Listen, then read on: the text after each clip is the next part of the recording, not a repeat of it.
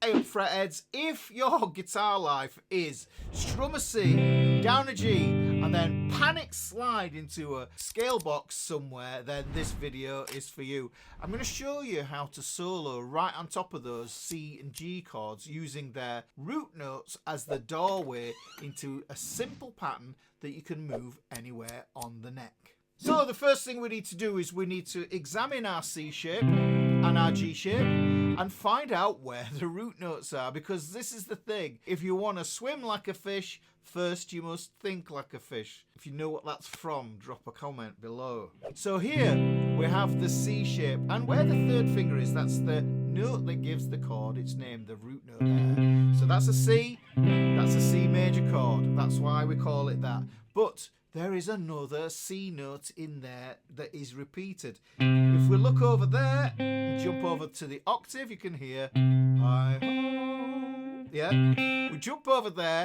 we get the C note again. So those are the two root notes that live inside that C shape.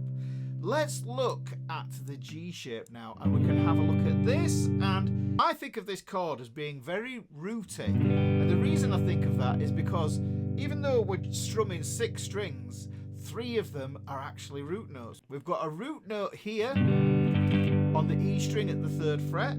That's a G, and we have another G on the open G string here. And then what happens is we get another G here on the E string at the 3rd fret, because the E strings mirror each other. So that makes sense there, that we would have 2, but there is another one lurking inside that G shape there.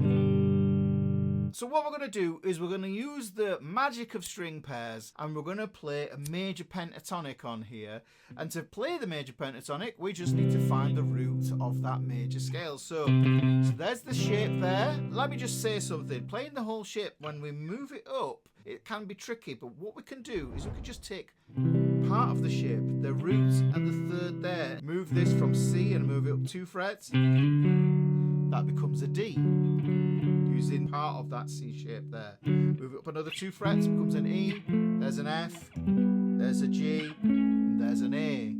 So that's the power of just disassembling that chord shape just a little bit like that. And if you want to, then all you need to do is just take that first finger off, and then you can follow where the root note's going to live. But you can also almost hallucinate what the full shape is behind that note that you've got there. You're looking at that note and you're thinking the C shape lives there. And this just goes to show that I can launch this from this root note here. Now I'm going to use the A and D string pair here. I'm not moving off these 2 guys. So what I do to play the major pentatonic pattern, I need a root, I need the 2nd, I've got the 3rd, I've got the 5th, I've got the 6th. Now what you might feel compelled to do is to stay in position and move over to the next string, but that wouldn't be leveraging the power of string pairs. So what we need to do is, and we're going to move up a whole minor 3rd. And if you've seen my E, A and D shape video, then you'll know what's coming next. So that gives me the full octave of the shape. And the reason I like this is because it moves you from one position on the neck to a position that you might not be thinking about. And that is the thing where you live on the edge and you create cool stuff. So let's play that again. We get the leg. That's the leg pattern. Then we get a rectangle. And this is where most people stop. They call it the 3-2 or whatever it is. I've heard all sorts of names for it. But what I like to do is move it up a minor 3rd so that we get that root note there. That is a C, and that's a C there. So we get that octave. Now the cool thing that happens with this is we can add other notes in there, which we're going to get into. But there is another position I want to show you in this C shape, and that is that other octave here. Now the handy dandy thing is that the B and the E string are tuned to a perfect 4th, which means this is going to work perfectly. So I start on this root note here, which is the C, and move up a step. And then what I do is I think of it as drawing in the rectangle with my 1st and 3rd fingers. And then what I do is with this 3rd finger, I look up a step and a half step, which is a minor 3rd, and I target this note here. I look at it first, and then I target it there. Now that's pretty cool, because now I have two positions from this C that I can launch off, and I'm actually in two different voices. I've got this low voice down here, and I've got this higher voice here. And I'm only having to use one pattern. Well, what about that G shape, Ricky? Well, look, I can play this G and I can play this G shape here, but the thing to know is that I can launch off either of these root notes, and it's gonna be the same pattern, guys. It's the same one that we use for the C. We go up a step, then what we do is we draw the rectangle, then we move up a minor third. That takes us back to the root note. That's a G and that's a G.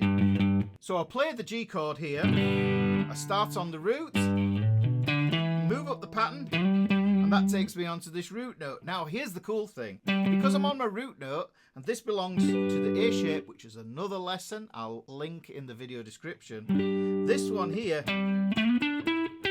means I can repeat exactly the same pattern, which is really cool. Now I do have another G, and this is on the G string. Now when we get to the G string, we have to compensate when we move to the B string by adding an extra fret, and I'll show you what I mean by that. So here is the open G, this is the step up, the rectangle would be like this, but that sounds wrong. What I do is I compensate, and the rectangle now becomes a rhomboid, and then what I do is I just go up that minor third again.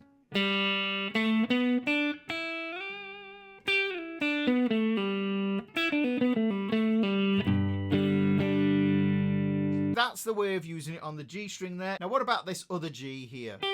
Because it's on the thin E string, I don't have another string to go to, but I can still use part of the pattern. If I look at this one here, I've got the 3rd, 5th, 7th fret there, so I can use that here again. And that can be useful if you want to just see where those notes are on your thin E string. But really what I'm going to do is I'm going to stick to the 3rd fret on the E string and the open G there. Remembering when I'm using the G and B string pair, I have to compensate and add one fret as a crossover. Now the thing is, you might think to yourself that, yeah, those are okay, Ricky, they're quite tasty, but if you want to add some more colour to that, what we do is we add a flat third, and what that does is it essentially turns a major pentatonic into a major blues scale. Now this can be handy for your fingers, because if you look, I'm just filling in the notes in between here on my rectangle. Yeah, and that's cool because that might help you to see where you are in a box pattern.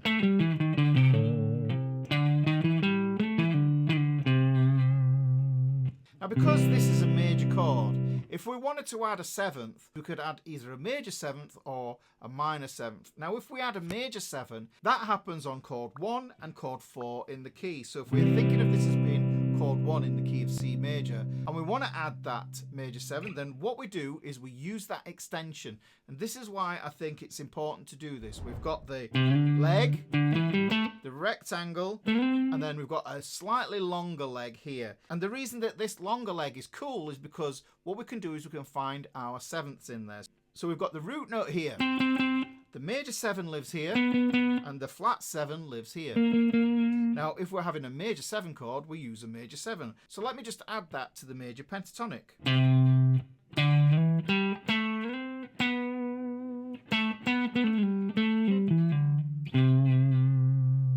Let's add that flat third in as well.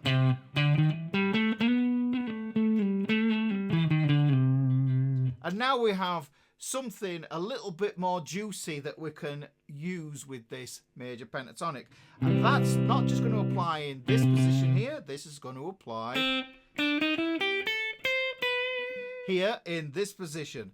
Now what about that flat 7? We've got this 7th chord here, so if we have a 7th chord and we want to apply this to this, we can do the same thing. Let's go up. But what we want is the flat 7, which is a whole step below the root note, which is here on this long leg that we take off the rectangle. And you can hear that that gives it that bluesy quality. And you can hear it matches the sound of the chord. So what about that G chord? We can take this here and we can add those extra notes in there as well. So if we take this G here,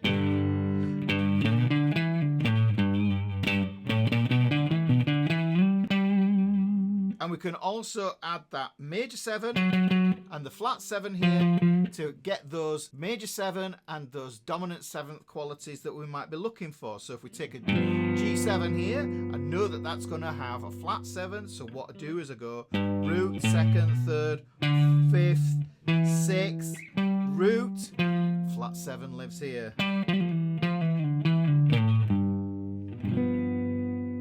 So I can take that back down to that G. Now what about the one on the G string? That's going to work, but remember, G to B, we always have that compensation. So we're going to go root, 2nd, 3rd, 5th, 6th. We go up to the root again. There's the flat 7. Okay? That's going to be on a G7, is that? It's still the same chord, but we have it in a different position on the fretboard and a different voice on the neck. So wherever you see a C or a G shape, you can find the root, launch the pattern and extend it and repeat it. Now I know I showed you this little pattern here.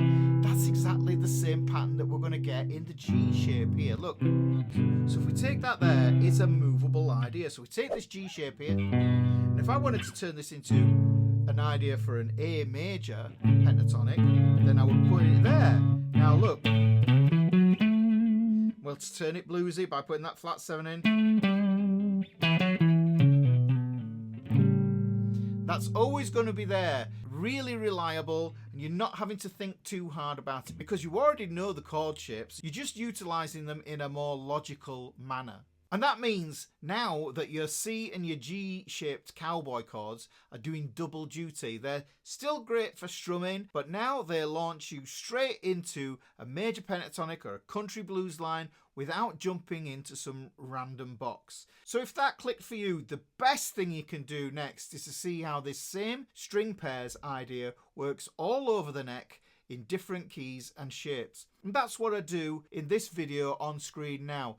The stupid trick that helped me play everywhere on guitar. Hit that next and it will plug you into this bigger fretboard picture so that you can conquer the guitar neck.